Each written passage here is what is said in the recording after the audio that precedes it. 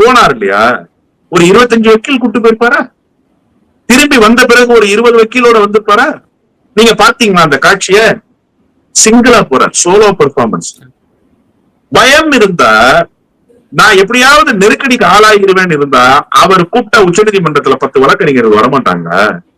அவர் திராவிட முன்னேற்ற கழகத்தின் மாவட்ட செயலாளர் சார். திராவிட முன்னேற்ற கழகம் ஏற்பாடு செய்ய முடியாத வழக்கறிஞர்களா இன்னைக்கு?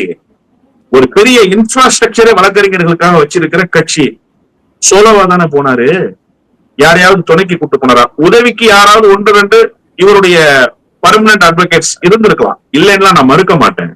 ஆனா பதட்டம் இல்லாததுனாலதானே ரொம்ப இயல்பா போக முடிக்குது. பதட்டம் இல்லாததுனாலதானே ரொம்ப இயல்பா அங்க போய் பார்த்துட்டு வந்து பத்திரிகையாளர்களை ரொம்ப கேஷுவலா டீல் பண்ண முடியும். நீங்க கேட்டீங்க இல்லையா, பத்திரிகையாளர்களை கேஷுவலா டீல் பண்ணிட்டாரு. ஆமா, அவருக்கு பயம் இல்ல, அவர் கேஷுவலா டீல் பண்ணாரு. இன்னொரு செய்தியும் சொல்லவா, ரொம்ப முக்கியமான செய்தி. இந்த செய்தி, மாவட்ட செயலாளர் கூட்டம் நேற்றைக்கு முன்தினம், நேற்று சிபிஐ வழக்கு. அதற்கு முதல் நாள் கரூர்ல அவர் நான் சந்திச்சேன், கலைஞர் அறிவாலயத்துல.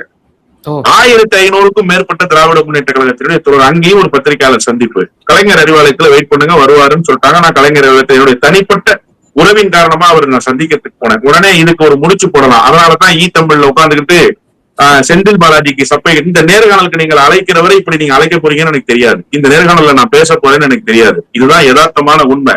அப்போ அவரிடம் ஒரு சோர்வு தெரிந்தது. நான் அங்க இருக்கிற நண்பர்கள்ட்ட கேட்டேன், என்ன சோர்வா இருக்காரு அப்படின்னா, இல்ல தொடர்ச்சியான பயணம் அதனால சோர்வா இருக்கு. அது சாதாரண பயணம் தான். காலையில 4 மணி 4:30 மணிக்கு அவருடைய ப்ரோக்ராம்ஸ் தொடங்கி இருக்கு. 3:30 மணிக்கு முடிச்சுட்டு திரும்ப கோயம்புத்தூர் போய் ஃபிளைட் பிடிச்சி மாவட்ட செயலாளர் கூட்டத்துக்கு வர்றாருன்னு சொன்னாங்க.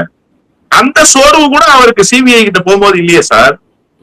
அந்த சோர்வை கூட நான் பார்க்கல, உற்சாகமா தான் போனாரு. அப்போ அவருக்கு மடியில் கனம் இல்லை, அதனால் வழியில் பயம் இல்லை என்று நான் புரிஞ்சுக்கிறேன். எனவே ஊடகங்கள் அவர்களுக்கு ஏற்றவாறு அவர்களுக்கு படியளக்கக்கூடியவர்கள் தருகிற செய்திகளை பேசிக் கொண்டிருக்கிறார்களே தவிர, உண்மையில் அமைச்சர் செந்தில் பாலாஜி அவர்களுக்கு எந்த நெருக்கடியும் இல்லை.